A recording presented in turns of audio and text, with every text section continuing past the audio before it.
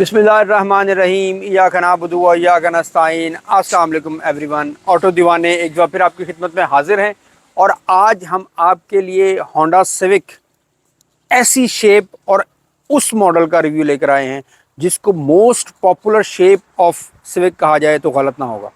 तो चलते हैं अब्दुल्ला की तरफ और पूछते हैं कि वो कौन सी पॉपुलर शेप है। जी अब्दुल्ला। वो है होंडा सिविक रीबॉन्ड 1.8 ओरियल प्रोस्मेटिक। वैसे तो हम आपको मैनुअल रीबॉन्ड का रिव्यू दे चुके हैं, लेकिन आज हम आपको ऑटोमेटिक रीबॉन्ड का देंगे। जो ओरियल प्रोस्मेटिक है, इसके अंदर फुल ऑप्शन है। वैसे तो इसका एक top of the line variant आता है, उसको यूजी कहते हैं, लेकिन ये ओरियल प्रोस्मेटिक है। अच्छा, फुल ऑप्शन और जो टॉप ऑफ द लाइन है उसके अंदर फर्क सिर्फ यूजी का है। यूजी का अदरवाइज ये भी अपना टॉप ऑफ द लाइन की समझ लें आप, यूजी अगर ना हो तो। यूजी बेसिकली अपर ग्रेड होता है, फुल उसमें लेदराइड होता है सारा ना, सीटें वगैरह भी। तो अब्दुल्ला, इसका हमें अपना प्राइस रेंज के बारे में बताइए। प्राइस रेंज की अगर हम बात करें तो ये गाड़ी आपको यूज कार मार्केट में 1.9 मिलियन रुपीज से लेकर 3.5 मिलियन रुपीज के प्राइस ब्रैकेट में फॉल करती है। अच्छा, बड़ी रेंज है अब्दुल्ला इसकी। 1.9 मिलियन की असल में ये गाड़ी व्यूअर्स आपको बताते चलिए 2006 में आई थी और उसके बाद ही 2012 तक जो है वो चलाई है होंडा ने। तो अब्दुल्ला, इसको आप कितने नंबर देंगे? मैं इस गाड़ी को 9.5 आउट ऑफ 10 की रेटिंग दूंगा। तो अब्दुल्ला 0.5 काटा आपने, 9.5 की रेटिंग दी है आपने इसको। मैंने इस गाड़ी का 0.5 सिर्फ इसकी फ्यूल एवरेज की वजह से काटा है, वरना ये गाड़ी बिल्कुल परफेक्ट है अपनी लीग में।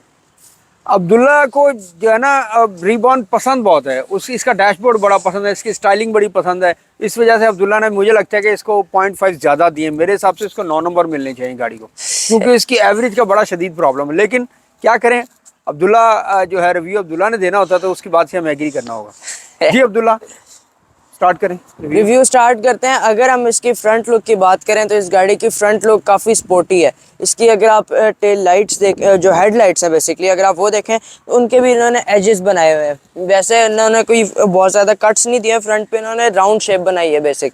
लेकिन इसकी हेडलाइट को आप देखें तो यहाँ पर भी एज बनाया हुआ है, इधर भी एज है। ये सिंपल हेलोजन हेडलाइट्स आ जाती हैं जिनकी हाउसिंग क्रोम के अंदर दी हुई है। उसके साथ ये इस गाड़ी की ग्रिल है जिसके सेंटर में आपको होंडा का मोनोग्राम मिल जाता है। नीचे है तो ये फॉग लाइट्स हैं, उसके साथ यहाँ पर आपको फिन्स मिल जाते हैं और यहाँ पर भी एक ग्रिल इसकी ब्रीदिंग के लिए दी हुई है। बोनट की अगर हम बात करें, बोनट इस गाड़ी का बिल्कुल स्ट्रेट है, कोई कैरेक्टर लाइन नहीं है। बोनट को अगर आप देखें तो ये इस तरह करके नीचे की तरफ है, डाउनवर्ड इसका अपना पॉइंटेड है, पॉइंटेड डाउनवर्ड्स है, एक तरह से एरोडायनामिक कह सकते हैं आप इसको। उसके साथ अगर हम इसकी कैरेक्टर लाइन की बात करें तो इसके फेंडर के ऊपर एक आ जाती है जो यहाँ पर है। कैरेक्टर लाइन भी नहीं है, ये जगह इन्होंने अलग से नीचे की हुई है। ऐसा लगता है कि ये वाला पीस ही अलग है टोटल। अब ना इसका जो बेसिकली फेंडर है ना, वो पार्ट ऑफ बोनट लगता है, क्योंकि वो बोनट छोटा है तो ये फेंडर आगे तक आ रहा है। फेंडर आगे तक आ रहा है, जो आपकी हेडलाइट है वहां तक आ रहा है। तो इस गाड़ी की जब ये गाड़ी आई थी ना, इसकी स्टाइलिंग बड़ी जबरदस्त लोगों को लगी थी। लाइक इसका आप फ्रंट भी देखें। फिर दूसरा है कि इन्होंने इसके डैशबोर्ड है ना, उसको बड़ा लॉन्ग अपना वो बनाया, जिसकी वजह से ना अंदर की भी फील हो रहा है। तो बड़ी डिफरेंट सी गाड़ी बनाई थी इन्होंने जी। और इसके वाइपर्स में एक चीज़ बड़ी डिफरेंट ये है कि इसके जो वाइपर्स हैं वो ऑपोजिट डायरेक्शंस में काम करते हैं। नॉर्मली तो सिंगल डायरेक्शन में इस तरह होता है वाइपर्स, लेकिन इसके इस तरह काम करते हैं। यस, बिल्कुल सही कह रहे हैं आप। अब साइड प्रोफाइल पर आ जाते हैं। साइड प्रोफाइल पर इस गाड़ी के अंदर 15 इंच के कोई खूबसूरत किस्म के अलॉय व्हील्स आ जाते हैं जो कि फैक्ट्री फिटेड इस गाड़ी के अंदर आते हैं। वैसे ये फुल ऑप्शन में, ये फुल ऑप्शन में ही आते हैं, अदरवाइज इसमें व्हील कैप्स आते हैं। फिर इसके फेंडर पर अगर आप आ जाए, इनफैक्ट बम्पर के ऊपर ही यहाँ पर एक कट दिया हुआ है जिसके ऊपर से एक आर्क स्टार्ट हो रही है व्हील की शेप के अंदर ही। और ये एक कैरेक्टर लाइन यहाँ से स्टार्ट हो रही है हेडलाइट से लेकर, जो कि इसके रेयर फेंडर तक जाती है। उसके बाद अगर हम इसके साइड मिरर पर आएँ, इसका साइड मिरर आप देखें, ये भी अलग से इन्होंने इसका पोर्शन निकाला हुआ है। जो डोर है उसके ऊपर से एक पिलर स्टाइल में दिया हुआ है। ये इसके अंदर एक टर्न सिग्नल दिया हुआ है, बाकी ऊपर से बॉडी कलर के अंदर आ जाता है। उसके साथ ही इसके अंदर होंडा ने साइड स्कर्ट्स की भी स्टाइलिंग दी हुई है। जो ये वाला इसका पोर्शन है, इसके अंदर ये फील देता है, ये बेसिकली इट लुक्स लाइक।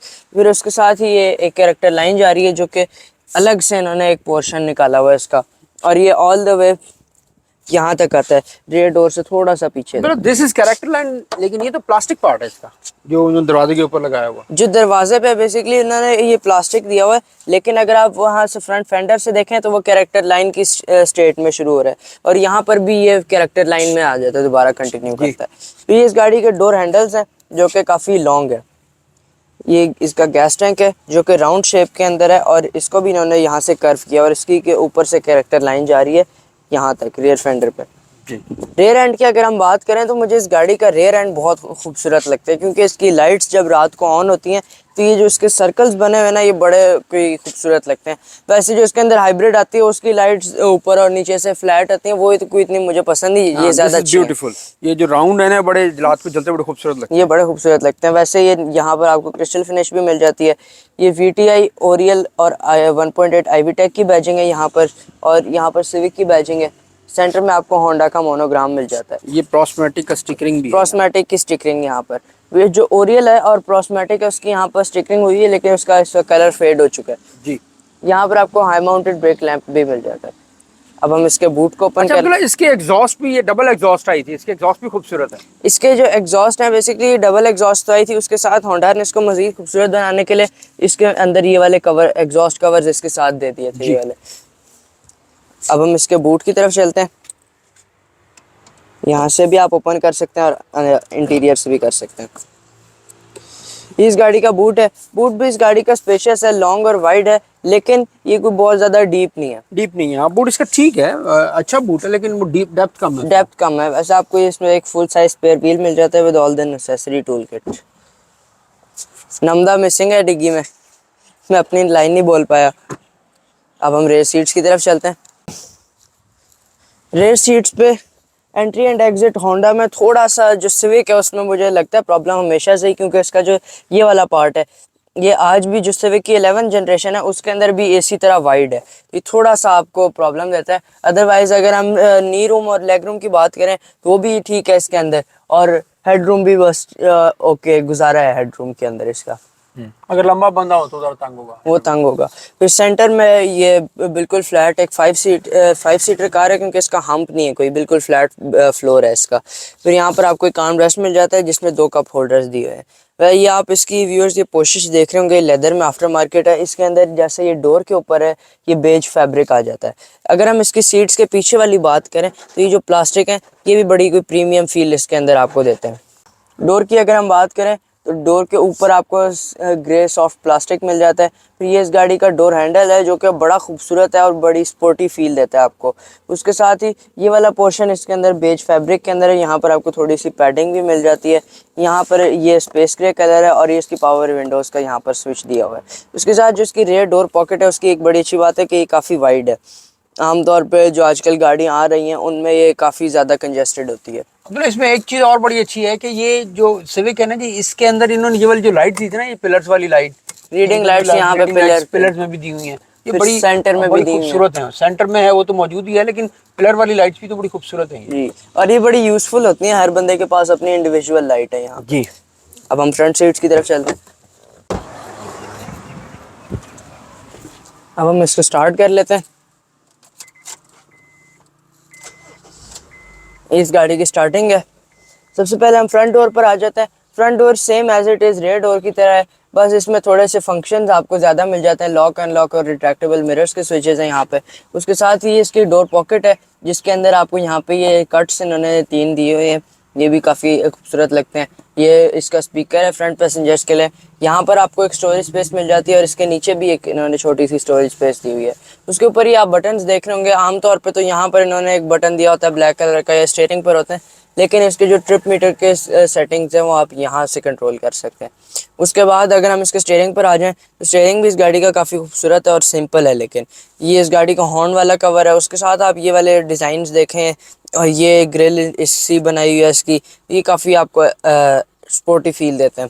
उसके साथ ही नीचे आपको आरपीएम मीटर मिल जाता है, जबकि जो इसका स्पीडोमीटर है वो ऊपर दिया हुआ है। स्पीडोमीटर के साथ ही आपको इसकी फ्यूल की और इसकी जो हीट की गेजेस हैं, गेज नहीं है बेसिकली, इन्होंने डिजिटल सेल्स बनाए हैं। आरपीएम मीटर में आपको तमाम नेसेसरी ट्रिप इन्फॉर्मेशन और गियर की पोजीशनिंग बता देता है। अगर हम इसके एसी वेंट्स की बात करें तो ये वाले जो 2 एसी वेंट्स हैं ये इसकी वर्टिकल इसकी लेंथ है, लेकिन अगर हम इस साइड पर आ जाएं तो यहाँ पर ये हॉरिजॉन्टल डिज़ाइन है, तो दोनों तरफ अलग अलग डिज़ाइन के इन्होंने एसी वेंट्स बनाए हुए हैं। उसके बाद अगर हम यहाँ पर आ जाएं, ये इसकी एक स्क्रीन है जहाँ पर आपको इसके ब्लूटूथ कनेक्ट कर सकते हैं। ये इसका सिंपल एसी है। येट इसकी जो सेटिंग्स हैं वो मिडल के अंदर दी हुई हैं आपको। फिर यहाँ पर इसके हैज़र्ड्स का बटन है जो कि रेड कलर के अंदर दिया हुआ है। और यहाँ पर आपको एक स्टोरेज स्पेस मिल जाती है। इधर एक सिगरेट लाइटर आता है, लेकिन यहाँ पे आप इस वक्त चार्जर लगा हुआ है। यहाँ पर भी एक स्टोरेज स्पेस दी हुई है, इसको आप कवर भी कर सकते हैं यहाँ से। ये इस गाड़ी का गेयर है, गेयर नॉब बेसिकली जो इसका ये वाला पोर्शन है बड़ा खूबसूरत है इसका। अगर आप इसको लगाते हैं तो आपको बड़ी अच्छी और स्पोर्टी फील आती है इसके साथ। और इसकी जो स्पेशली हैंड ब्रेक है, इसका तो डिज़ाइन ही बिल्कुल डिफरेंट है कि यहाँ पर हैंड ब्रेक दी हुई है और ये यहाँ तक आ जाती है। फिर यहाँ पर भी आपको एक स्टोरेज स्पेस मिल जाती है और गेयर के इस पोर्शन में भी एक स्टोरेज स्पेस भी कवर हो जाती है। ये वाली भी कवर हो जाती है और ये वाली तो खैर काफ़ी लॉन्ग है। तो इस गाड़ी में आपको काफ़ी स्टोरेज स्पेसेस मिल जाती हैं। फिर ये इसका कंसोल है जिसके अंदर भी अच्छी डीप स्पेस दी हुई है। उसके बाद इसके डैशबोर्ड में आ जाते हैं, इसके अंदर भी अच्छी स्पेस आपको मिल जाती है। और डैशबोर्ड भी इसका ये भी देखें ना आप, ये जो इसका बॉक्स है भी बड़ा स्टाइलिश है। हर चीज़ इसकी बड़ी स्टाइल में दी हुई है। जैसे अब ग्रिल का आप डिस्कस कर रहे थे कि ग्रिल की डिज़ाइनिंग अलग है, डिफरेंट है, इधर से लॉन्ग है, इधर से इस तरीके से चौड़ाई में है। और आगे फिर आप डैशबोर्ड को देखेंगे, डैशबोर्ड किस तरीके से कट्स में जा रहा है, उधर से ऊपर जा रहा है। और तो ये रीबॉर्न इसीलिए इसको कहा जाता है। इससे पहले ईगल आई सिविक थी, उसके बाद अपना जो होंडा है उसने टोटली चेंज कर दिया हर चीज़। ये एक तरह से एक जनरेशन अहेड थी अपने टाइम पे। बिल्कुल उस टाइम पे अगर आप देखो करोला, वो बिल्कुल सादी करोला आ रही थी। जैसे वो 2003-04 वाली करोला है, वो अपना काफ़ी लेट जाके उन्होंने चेंज किया। जबकि होंडा ने 2006 में जब भी इसको चेंज किया था तो थली मचा दी थी कि इतनी खूबसूरत गाड़ी सिविक ने बनाई। और इसका बिल्कुल सही नाम रखा गया था, रीबॉर्न। रीबॉर्न वाकई सही नाम रखा था। जी अब्दुल्ला, अब हमें सेफ्टी फंक्शन के बारे में बताएं। सेफ्टी फंक्शंस की बात करें तो इस गाड़ी में 2 एयरबैग्स आते हैं, एक ड्राइवर के लिए स्टीयरिंग में और एक पैसेंजर के लिए डैशबोर्ड में। वैसे इस गाड़ी में आपको ऊपर सनरूफ भी मिल जाती है।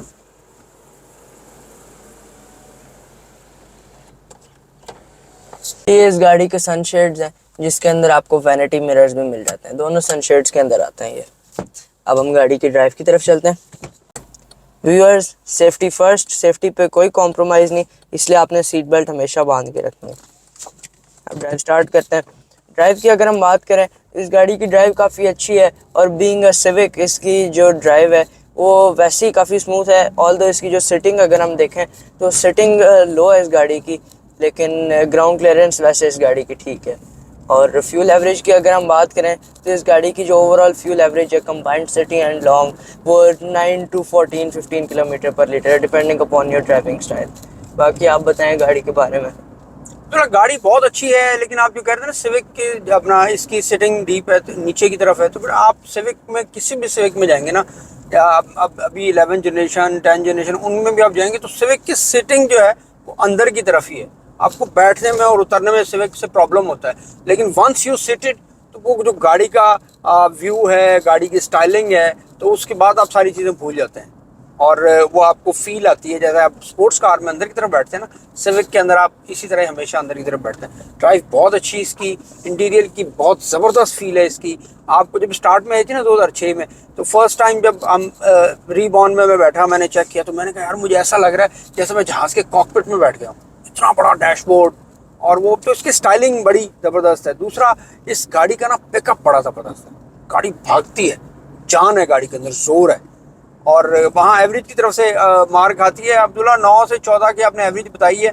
14 भी लोग लेते हैं, लोग 15 भी ले लेते होंगे, लेकिन वो बहुत ही कोई हल्के पैर से लेते होंगे।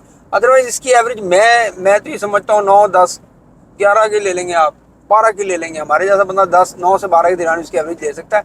हाँ, हल्के पैर से चलाने वाले लोग होते हैं वो हो सकता है 14-15 की एवरेज ले लेते होंगे। मेरे कुछ दोस्त हैं वो बताते हैं कि हम इतने की एवरेज लेते रहें। बहरहाल ओवरऑल इट्स गुड कार। अगर आप इसकी फ्यूल इकोनॉमी को एक साइड पे रख दें तो ये बहुत अच्छी गाड़ी है।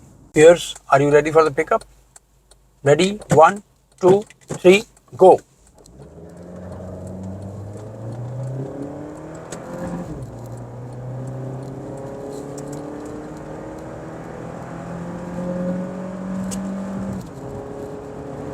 Ready for the brake? 1, 2, 3, go.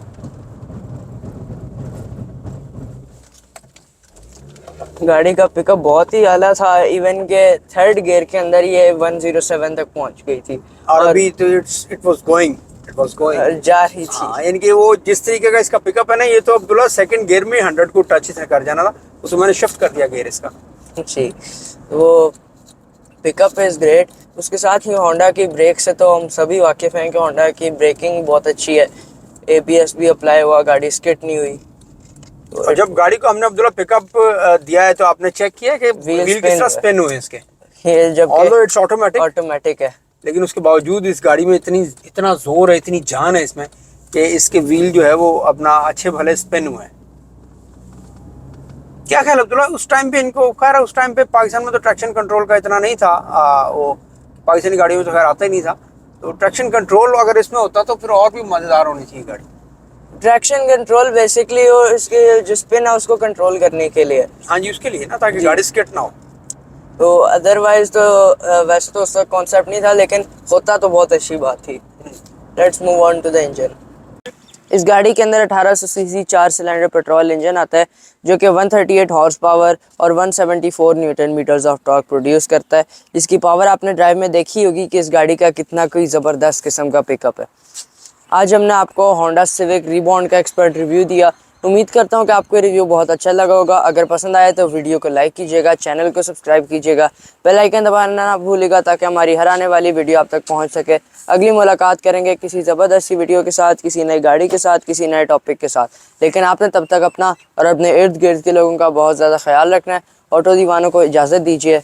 Pakistan जिंदाबाद।